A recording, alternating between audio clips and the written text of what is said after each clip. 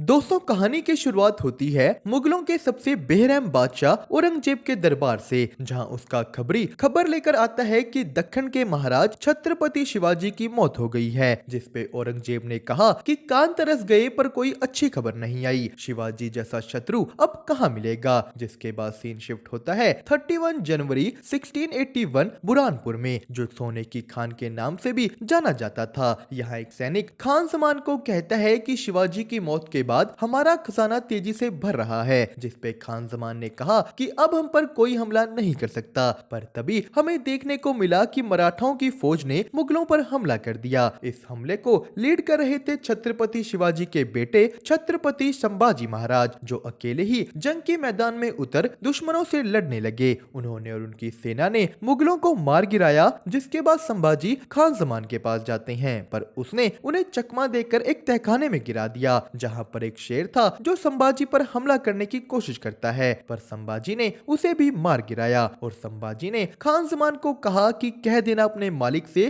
कि शेर नहीं रहा, लेकिन छावा अभी भी जंगल में घूम रहा है। जिसके बाद मराठा उनका खजाना ले गए। सीन शिफ्ट हुआ एक कवि चंदोगा माट्या पर, जो अकेले बैठ खाना खा रहे थे। जिस पे एक सैनिक उनसे पूछता है कि आप अकेले बैठकर खाना क्यों खा रहे हो। तो उन्होंने कहा कि मुगलों के बीच रहने वाला आदमी आज मराठाओं के बीच बसा हुआ है, तो उसके साथ खाना कौन ही खाएगा। तो यही हम देखते हैं कि संभाजी महाराज अपने बचपन को याद कर रहे थे, तो तभी उनके मामा हामिर राव उनके पास आते हैं। जिसके बाद संभाजी ने अपने सैनिकों को कहा कि हम अब्बा साहिब का सपना पूरा करके ही छोड़ेंगे। जिसके बाद सीन शिफ्ट हुआ राजमाता सोराबाई पर, जो अपने बेटे राम राजे को राजगद्दी पर बिठाना चाहती थी। जहां एक मंत्री कहता है कि हमारा ये जीवन व्यर्थ होगा अगर हम राम राजे को छत्रपति ना बना पाए। जिस पे राजमाता ने कहा कि राज अभिषेक किसी का भी हो, राजे तो हमारे राम राजे ही हैं। जिसके बाद सीन शिफ्ट होता है महारानी यसुबाई भोंसले पर, जो महाराज के स्वागत के लिए खड़ी थी। स्वागत करने के बाद महारानी उन्हें छत्रपति शिवाजी की पगड़ी के पास लेकर जाती हैं, जो देख संभाजी महाराज रोने लगे। तो तभी सीन शिफ्ट हुआ मुगलों के दरबार में, जहां उनके खबरी ने बताया कि मराठाओं ने बुरहानपुर को पूरी तरह से खाली कर दिया। जिस पे दरबारी ने कहा कि जिनके पंजों में नाखून नहीं है वो हम पर हमला क्या करेंगे। तो उस खबरी ने कहा कि दक्कन से फिर एक तूफान उठकर आया है, जिसका नाम है संभाजी। जो सुन औरंगजेब को 15 साल पहले का एक सीन याद आया, जब औरंगजेब शिवाजी से मिलने गए थे, पर उनकी तबीयत खराब होने की वजह से संभाजी उन्हें यहाँ मिलने आता है। और संभाजी की आंखों की चमक औरंगजेब को आज भी याद थी। तो सीन शिफ्ट हुआ आज के दिन, जहाँ औरंगजेब कहता है कि भगवान करे मेरे दक्कन तक जाने तक संभाजी जिंदा रहे। जिसके बाद कहानी गई संभाजी के महल में, जहां जश्न मनाया जा रहा था, क्योंकि आज संभाजी का राज्य अभिषेक था। सभी मंत्री और संभाजी खाना खाने बैठ गए। तो तभी महारानी के भाई गनोजी ने महाराज से विनती करते हुए कहा कि हमारे राज्य गिरकन की जिम्मेदारी हमें दे दी जाए। तो तभी उनका दूसरा भाई कान्होजी कहता है कि बड़े साहिब ने खुद हमारे पिता को वतनदारी देने का वादा किया था। जिसपे महारानी कहती है कि अब्बा साहिब ऐसा करना तो दूर सोच भी नहीं सकते। सीन शिफ्ट हुआ राजमाता पर, जहां उनका एक मंत्री कहता है कि यदि आपके भाई आपका साथ देते तो आज राम राजे छत्रपति होते। जिस पर राजमाता ने कहा कि जब अपने सपने पूरे करने हो तो अपनों से कोई उम्मीद नहीं रखनी चाहिए। राजमाता ने अपने मंत्री बालाजी को संभाजी के जीवन गाथा का आखिरी अध्याय लिखने को कहा।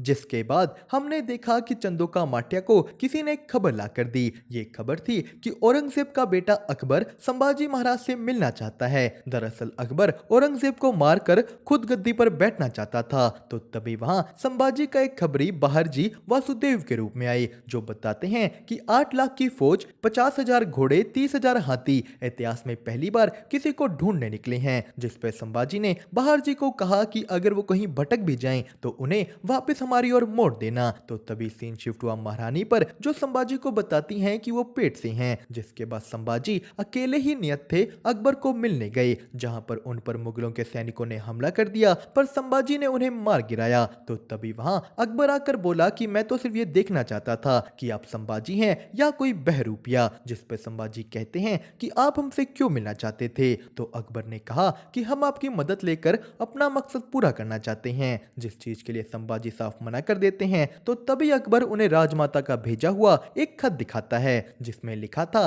कि अगर आप हमारी संभाजी को मारने में मदद करोगे तो हम भी आपकी औरंगजेब को मारने में मदद करेंगे। और तभी सीन शिफ्ट हुआ महारानी पर, जो बालाजी को पकड़कर कैद में डाल देती है। और यही हमें देखने को मिलता है कि संभाजी ने सारे मंत्रियों को हाथी के पैर के नीचे कुचलवा दिया। तो तभी हमें देखने को मिला कि संभाजी को एक बहुत ही बुरा सपना आया, जिसके बाद वो महारानी को कहते हैं कि आपने तो हमारी आई को देखा होगा ना, बताइए ना हमारी आय साहिब कैसी दिखती होंगी। जिसमें महारानी कहती है कि महाराज जब आपको नहीं पता तो मुझे कैसे पता होगा। तो यही इधर औरंगजेब बुरहानपुर को देखकर बोला कि हमारे अब्बू शाहजहां ये ताज हमारे भाईजान दारा शिकोह के सर पर सजाना चाहते थे, तो हमने वो सर ही काट कर उन्हें तोहफे में दे दिया। लेकिन आज 24 साल का ये लड़का हमारे सबसे खूबसूरत शहर को कब्रिस्तान बनाकर चला गया। तो तभी उसकी बेटी ज़ीनत ने उसे बताया कि संबा ने अकबर को भी पनाह दे दी है।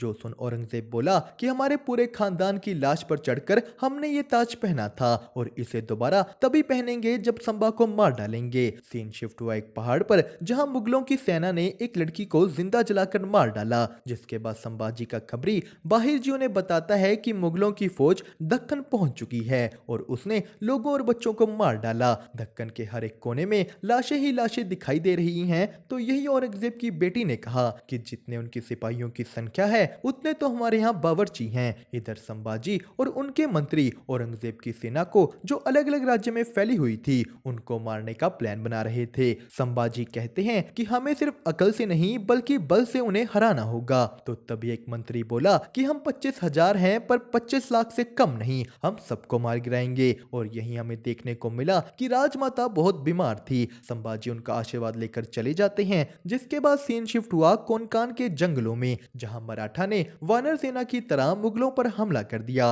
और थोड़ी ही देर में सारे मुगल फौज को मार गिराया। तो इधर सतारा के खेतों में पूरी मराठा सेना घास बनकर मुगलों पर हमला कर देती है और उसमें भी मराठा की सेना को विजय प्राप्त हुई।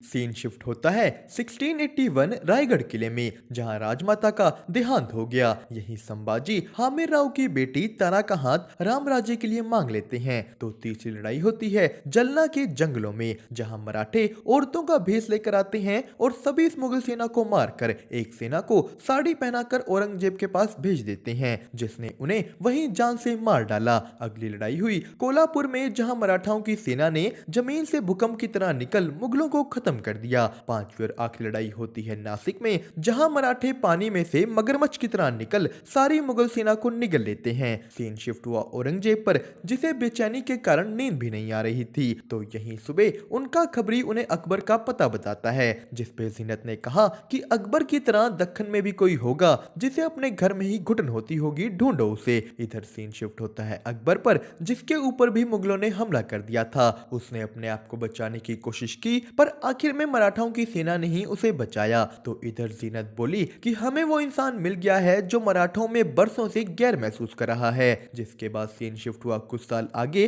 संभाजी के दरबार में, जहां अकबर आता है। उसने कहा कि हम हिंदुस्तान छोड़कर जाना चाहते हैं, हमें इजाजत दीजिए। जिस पे संभाजी अपने मंत्री दानाजी को कहते हैं कि ध्यान रखिए शहजादी अपने लक्ष्य में सफल रही। तो तभी वहां मलोजी बाबा हामिर राव की मौत की खबर लेकर आते हैं कि वाई की लड़ाई में उन्होंने अपनी जान गंवा दी। जिसे सुन संभाजी के पैरों के तले जमीन खिसक जाती है। रात को जब संभाजी उन्हें याद कर रहे थे, तभी उनका खबरी आया, जिसने बताया कि अलग अलग राज्यों के राजाओं ने पैसों की लालच में औरंगजेब से हाथ मिला लिया है। तो संभाजी ने कहा कि मुगलों के बीच अफवाह फैला दो कि मराठाओं की 10,000 की सेना पुणे से आ रही है। तो उन्होंने संगमेश्वर में सभी राजाओं की सभा बुलाई। यही हमें देखने को मिला कि संभाजी की एक बेटी भवानी और बेटा भी था, जहां रामराजे उन्हें कहता है कि वो भी उनके साथ चलेगा। उसने कहा कि क्या आपको मुझ पर भरोसा नहीं है? जिस पर संभाजी ने कहा कि अगर भरोसा ना होता तो सारा रायगढ़ आपके भरोसे ना छोड़कर जाते। तो सीन शिफ्ट होता है संगमेश्वर में, जहां संभाजी कहते हैं कि मराठा कब से अपनी जान की परवाह करने लगे। जो तख्त के लिए अपने बाप बेटे भाई की जान लेगा